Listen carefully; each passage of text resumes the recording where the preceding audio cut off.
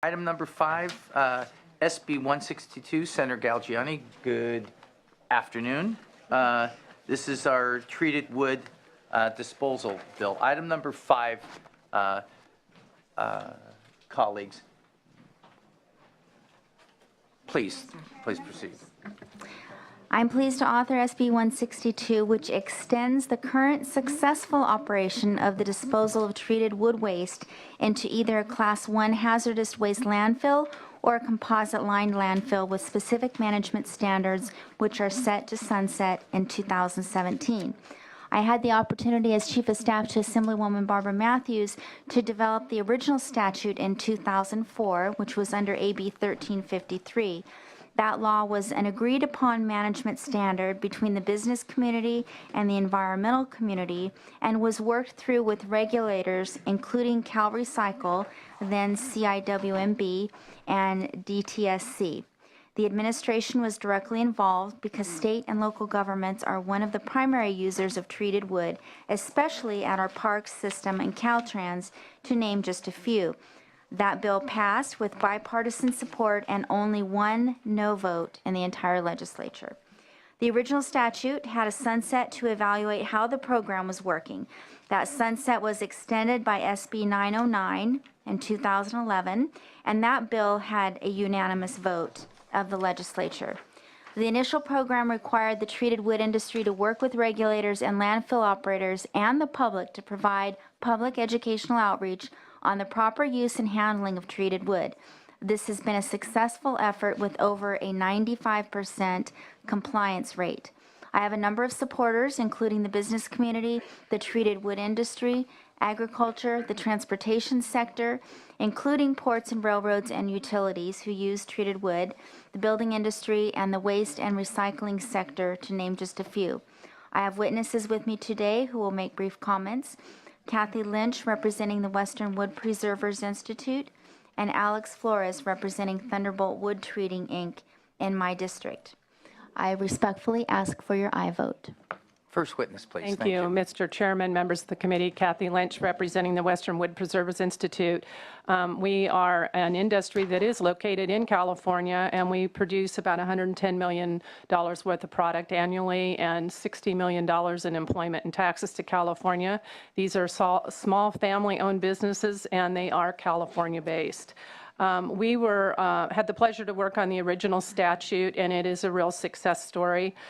Prior to 2004, it should be noted there was a lot of chaos in the handling of treated wood waste. There was sporadic disposal, there was illegal dumping, and everything supposedly had to go to a hazardous waste landfill. So what the goal was to treat it as hazardous waste, which is what the current management standards do, but create a mechanism that was more streamlined and more statewide and easily disposed of with tight management standards.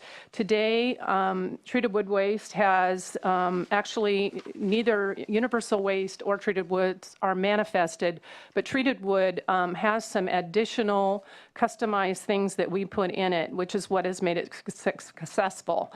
We have additional storage requirements, labeling requirements, accumulation time requirements, additional reporting, and we have to get a generator number. That has led to the ability to track it, and we do have over a 95% compliance. One of the issues that comes out from time to time is the burning of this. That is one of the things that is on the labeling, and that was one of the major things that we did in the outreach for education. So this has been very successful. We would like to see stability in this successful program. The industry has been very involved in the educational outreach. Thank you very much. Next witness in support. Chairman and members of the committee, thank you for the opportunity to testify on SB 162. My name is Alex Flores. I work for Thunderbolt Wood Treating in Riverbank, California. We specialize in pressure treating wood. Thunderbolt employs 45 people. Builders have used our products in Disneyland, Golden State Park, Golden Gate State Park, and Marine World. Our products have touched portions of the marina community in jobs such as Port of LA, Santa Monica, Catalina Island, Bayshore, Cayucas, Santa Cruz, and Pismo Beach. Our products also have touched significant portion of California agriculture community. I'm here today to testify in support of SB 162 as an employee of the industry who has worked closely with the users of preserved wood. I've heard nothing but good things about this bill and about the current disposal standards. The standards have been placed nearly for 10 years and have created certain uncertainty in the marketplace, which has led to increased compliance. At Thunderbolt Wood Treating, we strive to comply with best management practice, lead the best results of our environment and customers. The current disposal standard is the best approach to handling treated wood waste at the end of its useful life for our customers and for our environment. I urge members of the committee to support SB 162 and make disposal standard permanent. It is in the best interest of the environment, citizens of California, and the industry I work in. Thank you for your time, consideration for SB 162. Others in support of 162. This is Senator Galgiani's treated wood waste. Good afternoon. I'm Ken Dunham. I'm the Executive Director of the West Coast Lumber Building Material Association. We're a trade association of around 250 retail lumber businesses in the state, representing about 90% of the independent lumber people in the state. We're here just to add our voice in support of this. The retail lumber industry is very concerned about this. It's a well thought out bill and law that's been in place for a long time in California, and most of these dealers do carry treated wood. They are extremely concerned about being in compliance. The public education, you'll find materials on handling of treated wood in virtually every one of the businesses, and most everybody is strongly in favor of this continuing to just keep business going. Thank you very much. Thank you. Next. Mr. Chair and members, Bruce Mignani on behalf of U.S. Borax Rio Tinto Minerals in support of the bill. Thank you. Mr. Chair and members, Tim Schmelzer representing Wine Institute. Treated wood is used extensively as a trellising for vineyards throughout the state, and we'd strongly encourage your support of this legislation. Thank you. Next. Mr. Chair, Tom Jacob on behalf of the Chemical Industry Council of California. We have a vital stake and are deeply involved with the whole hazardous waste structure in the state. We believe that the collaborative origins of this program are a testimony to the way that responsible projects can move forward, and we favor continued movement on this. Thank you. Next. Amy Mago on behalf of the California Chamber of Commerce in support. Anyone else in support of SB 162? All right, let's hear from opposition. Is there anybody here opposed to SB 162? Like to testify? All right, seeing no formal, do we have questions of the author? Senator Jackson. Thank you, Mr. Chair. In reading the analysis, it appears that this effort that the DTSC has never been successful in this program. Now, DTSC has had its problems, and so I'm not completely shocked to hear that. But why do we want to keep lift the sunset on a program that doesn't work? Is there any indication, I wish there was someone here from DTSC, that indicate that they're actually committed to implementing this and that they're going to give us a date in which they're actually going to make this program work? Or are we being asked to continue a failed program that's going to continue to fail? Program works. Hello, Senator Jackson. Rick Broush with DTSC. Broush, good morning, or good afternoon. Nice to see you. Nice to see you. I don't know that it's a fair conclusion to say that the information and report indicate that the program has failed. I think for purposes of what the statute was created to accomplish, for purposes of the standards that the statute mandated be developed, there is a fair amount of information related to the management of treated wood waste, which indicates that it is being managed appropriately. Now, could there be more done to track this information? Again, under the current set of standards, I would liken them to universal waste standards, because universal waste and these sorts of wastes are very similar in the management standards that have been developed. The idea behind them was that because these are intermittent generators largely, the generation of this waste is not a constant sort of thing. It's easy for this type of waste to get lost in the waste stream. So therefore, these standards were intended to facilitate the collection and appropriate management. So in some sense, what we're seeing in terms of the data we're collecting from the landfills, from the treated wood waste handlers themselves, there is some indication that much of this material is being managed appropriately. Is there more that could be done? We do work with CUPAs, with our local agency partners, on the management of this material. We're aware of certain high-profile cases of certain types of wood waste that have been mismanaged, that where migrant farm communities have been using this material for cooking, for fuel, which is greatly concerning to us, which means, I guess, for us that we need to ensure that this material does have an appropriate system in place to monitor, to basically ensure its collection. So like I said, I don't know that it's a fully fair representation that this is failing. We have more information today on treated wood waste than we have on universal waste itself. Well, again, I'm relying on the analysis, and I'm assuming, having served on this committee, that the staff does a very thorough job. It indicated that in 2011 you issued a 12-page report, and that it contained vague language and insufficient information to evaluate the program. Would you agree with that? I recognize that, yes. And have you done anything since then to improve on the report so that we can be assured that we're continuing a program that deserves to be continued? I mean, Yeah. I don't think it makes sense to continue with something that hasn't worked for a number of years, and there doesn't seem to be much promise it's going to get any better. Yeah. We've not revisited the report. We have, however, on a routine basis, continued to maintain the data and the data system by which landfills and large quantity treated wood waste generators report to the department. Could we actually, and we've also developed some updated tables and charts from that report. Is there more that we could look at in that particular report? Are there more findings that we could go about assessing? I think I would agree that there's room for improvement in that report. It happened prior to my tenure, and that's, again, so I will look to your guidance and suggestions as to where we go with that. What will you do if we extend this? What is DTSC proposing it will do to get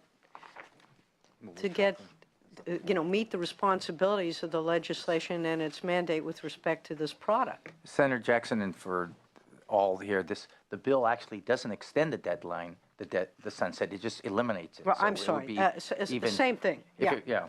it- Same thing. It's just It will never be revisited. right. So why should we proceed in this fashion? I'm puzzled. What can you tell us why we should just simply remove the sunset, or even continue a program that hasn't really done a whole lot? Well, to be clear, DTSC does not have a position on the bill nor on the proposed change to statute. So It doesn't seem to have a position on the issue either, which is part of the problem. Like I said, there were in the era when this statute was originally enacted, there was a concern related to the appropriate management of treated wood waste and the ease with which it could make its way into the solid waste stream. So I believe that DTSC could do additional work, again, in a way that we would need to expend more resources than we have currently been allotted to this program. But that said, there is more work, and I believe DTSC could exert additional rigor to the process of evaluating the management of treated wood waste. Thank you, sir. Others with questions, or others with questions? Others, or nobody's opposed to, or nobody's come forward opposing 162? All right. I'll move it. We have a motion.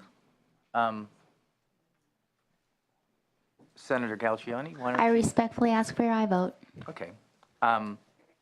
Just so we're clear, I am unable to support the bill in its current form. I think that, as the staff report points out, and as Senator Jackson has raised, perhaps extension of the sunset and a more comprehensive report by DTSC to allow everybody to feel the confidence that proponents of the bill have with the action they're taking. I haven't reached that level yet.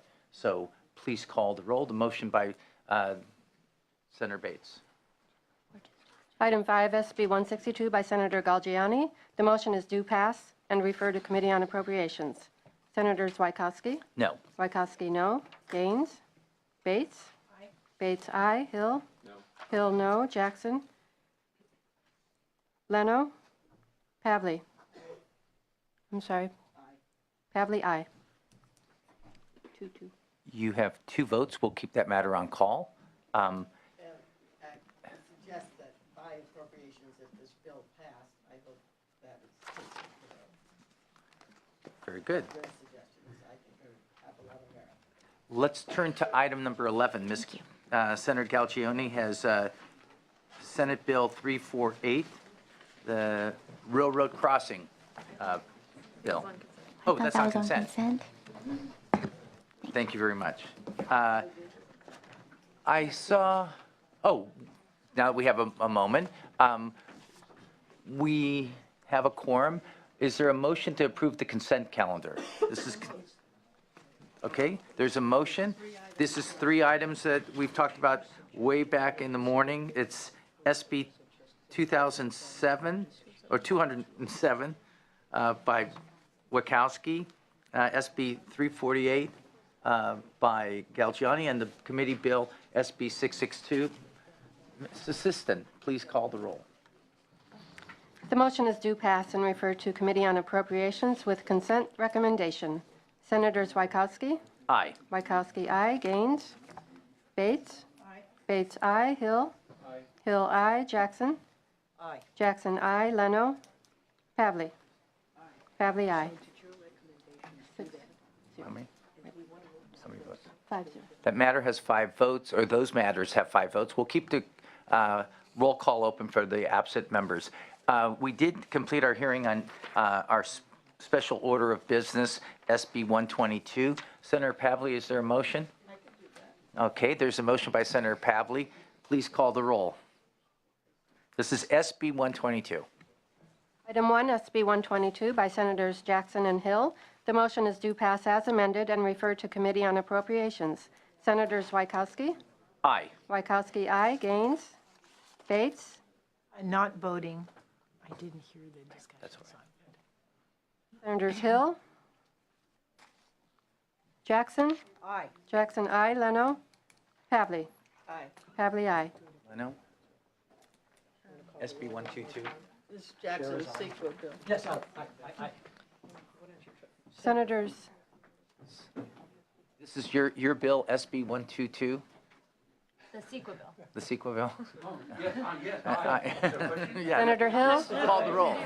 Sorry. You're looking at me. Senator Hill, aye. Senator Leno? Aye. Leno, aye.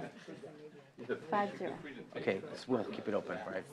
We'll keep that has 5 votes sufficient. We'll keep it open for other members. Senator Hueso, good afternoon. Let's move to item number 6 on today's calendar, SB 189, which is the Blue Ribbon Committee. Senator Hueso, please proceed.